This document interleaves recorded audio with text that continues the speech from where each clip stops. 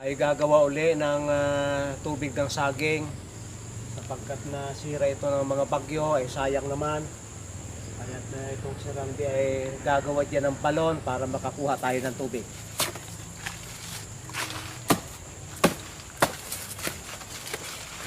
Itong kayo puputol lang kayo inyong abutin. Huwag yung gayong kataas at mahirap mong gumawa ng balon. Yung kasyanan lang, huwag naman yung masyadong iksi at sayang naman. Kasi ito ay mumula dyan, ay ilang araw yun na magpo-produce ang tubig yan. Kaya unti-unti lang inyong kwintahin, hindi ganong maiksi, hindi naman ganong mahaba. Yung kaya nyong abutin na gumawa ng balon. Kaya gagawa na si Randy ng balon.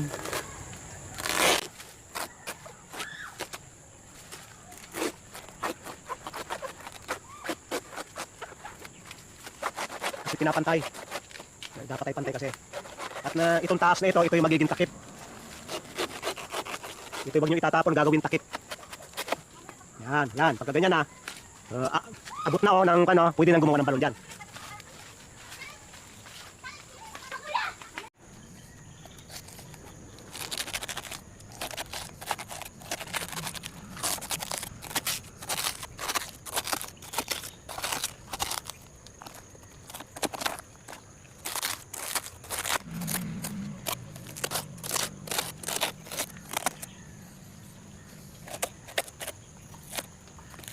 Dapat ay may matulis sa kutsilyo para may pandukal dyan. At nakita namin na itong cutter ay mas maganda para luminis hanggang sa tabi. Yan yung cutter mura lang yan, parang 29 lang ang bili niyan. Yan yung panglinis sa tabi para malalim hanggang sa tabi. Kasi pag kutsilo lang ay mahirap eh. Ngayon kung may mga ialam kayo ibang paraan para mas mabilis humukay o may mga panghukay kayong matalim, ay di nasa inyong panayong isipin ninyong maigi. Ito hindi naman siguro hindi ganong malalim. Gano'n bang lalim yan? Ganyan kalalim mo. Para makukuhaan naman siya ng tubig magat hapon.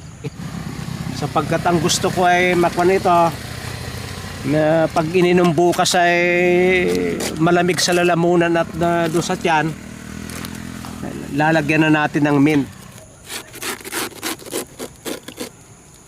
Okay, ang aking gagawin, dinurog ko ng kaunti are. Wala na akong guwantes at saka na ako gagawa ng ilalagay ko yan. Unti-unting magkakaroon tubig yan. Bukas na umaga yan ay puno na. At ngayon ay atin tatakipan.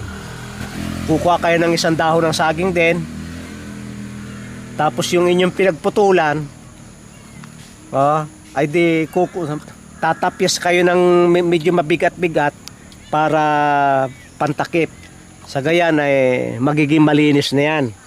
At least itong ganito, dapat lilinisin din yung mga gilid para hindi puntahan ng mga insekto. Pero siya hindi puntahin naman ng insekto dahil yun namang amoy ng tubig ng saging, hindi naman sinasabo ng mga insekto. Ngayon ay ipakikita namin sa inyo yung ginawa kahapon. Ito yung mga nasirang saging. Anong klaseng saging ang pwede nating kahit kuha ng tubig? Kahit anong klaseng saging dahil wala namang saging na lason. Di lang yung lakatan ay sayang at na 70 ang kilo ngayon. Kaya medyo mahal-mahal yon. Kung saba, yung may buto, yung pakil, ay okay yan. Pero kung makikita nyo yung igagamot naman, ay mas mura na itong gamot. Kahit putulin nyo yung saba, mas mura na itong gamot. At ito yung unang tubig at sa susunod mas marami ang tubig nito. Sige. Atin titinan yung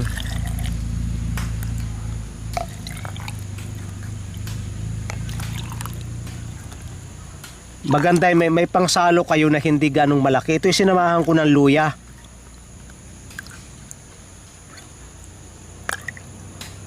para mahalang-halang magpipit-pit kayo ng luya o tanglad.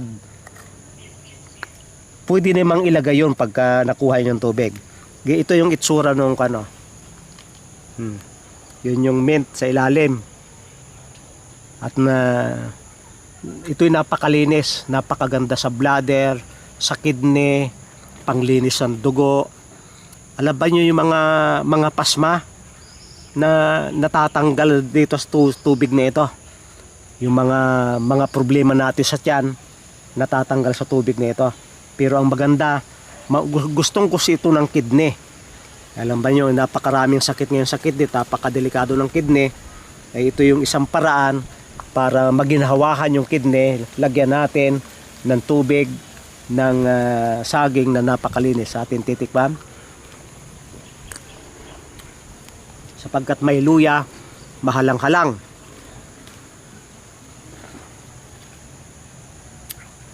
At kapag may mga 3 puno kayo nito, pwedeng mayat-maya ng tuwing ikasang oras, kumuha kayo ng 1 baso at inyong iinimin.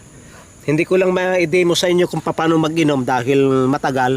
Paglagay dito sa bibig,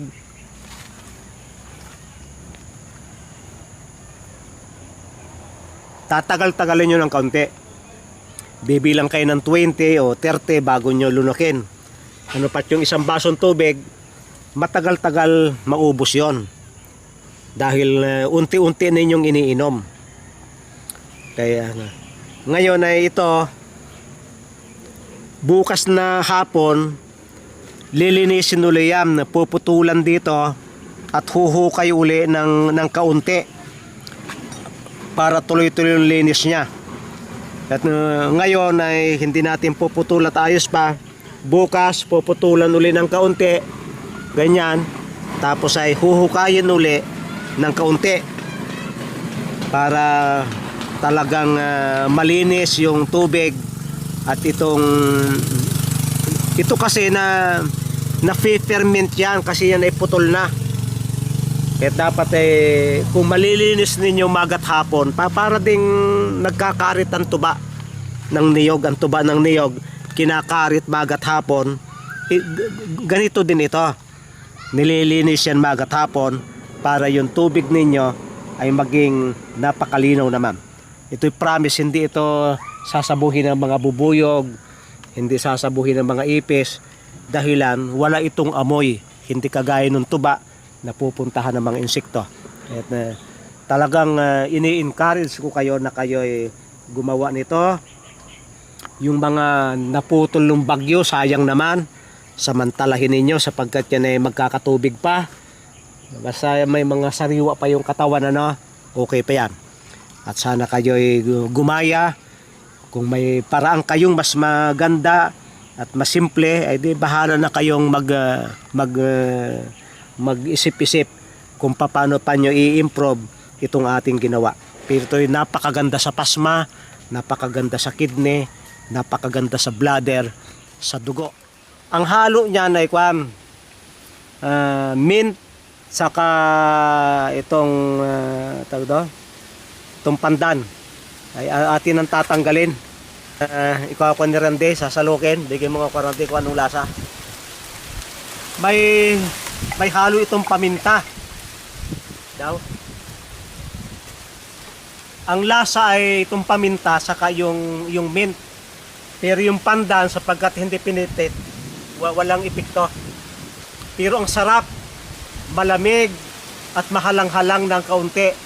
Hindi naman ganung mahalang, gawa ng yung paminta ay buo.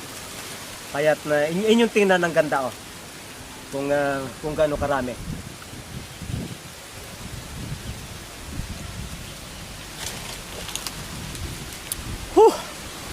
Ang ganda ng pagkabalo ni Randy. Ito ay napakaganda sa mga problema sa kidney. Kung kayo mayroong saging na ganito, nako, ang tagal ito bago maubos diyan. Baka abutin na 1 buwan na araw-araw ay kukuha kayo ng 1 litro. Yung unang tulo ay mahina. Yung pangalawang araw hanggang sa sunod lumalakas yung pagtulo. Ito'y parang kana itong kinakaritan.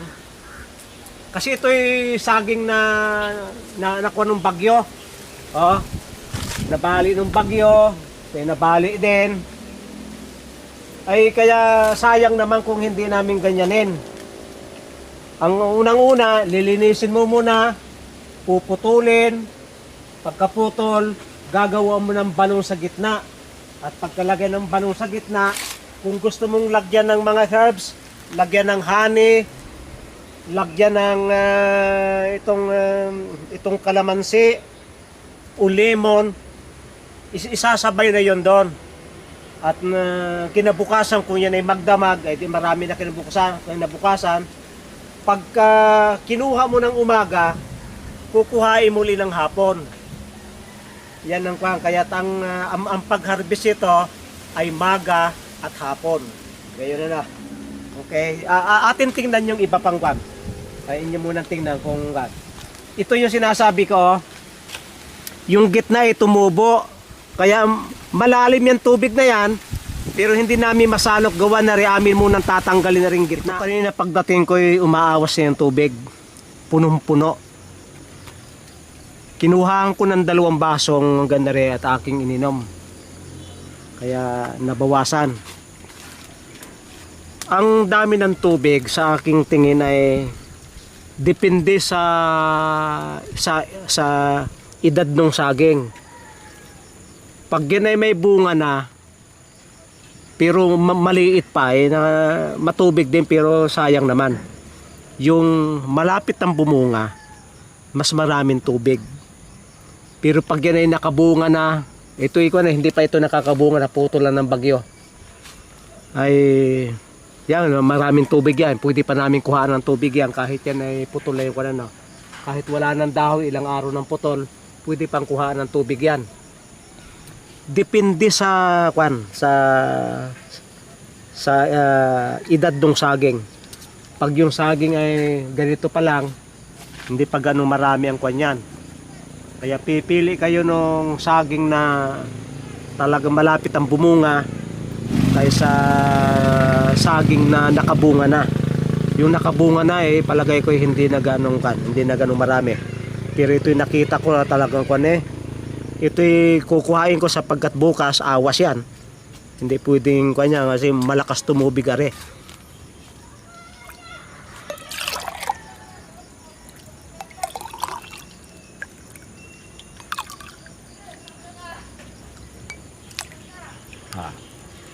Inumin kulit, kailangan ko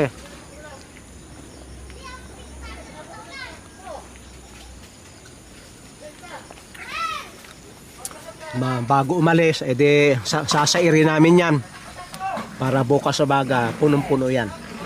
Tinuntakpan ng kaunti.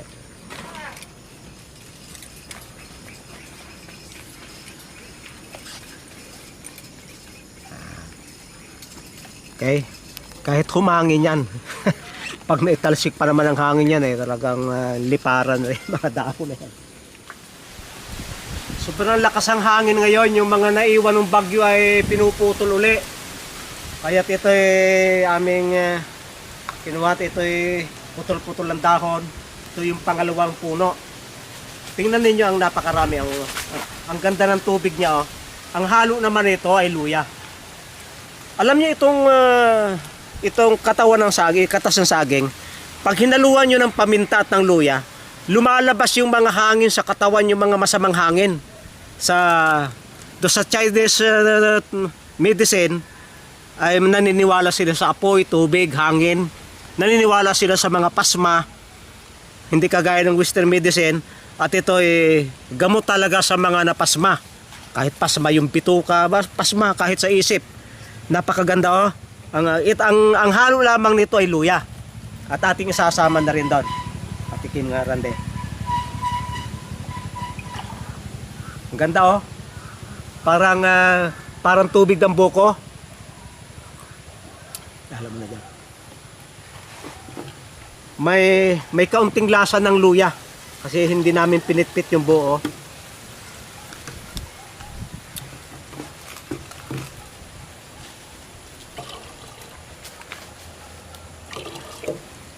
Sa akin tingin ay napakamurang paraan ito para i-detox natin yung ating katawan.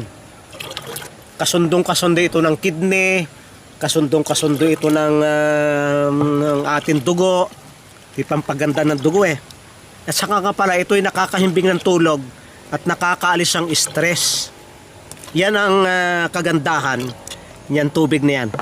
Kikita nyo yung tumubo ulit yung gitna, pero yun ay mga patatlong araw, mawawala na yan. At bago kami umalis, yan ay kwan uli. Marami-rami na uli kasi ngayon ay mga 2 oras pa kami dito. Meron na uli yan maya-maya ng kaunti. Kaya kung kayo'y may puno ng saging, wag na kayo manghinayang. Gaganda inyong dugo, gaganda ang inyong kidney, ang inyong bladder. Gaganda. Madidetox yung ating katawan, lalabas yung mga hangin, kung tawagin ay mga masamang hangin. Yan ay lalabas at ito'y kontra sa stress.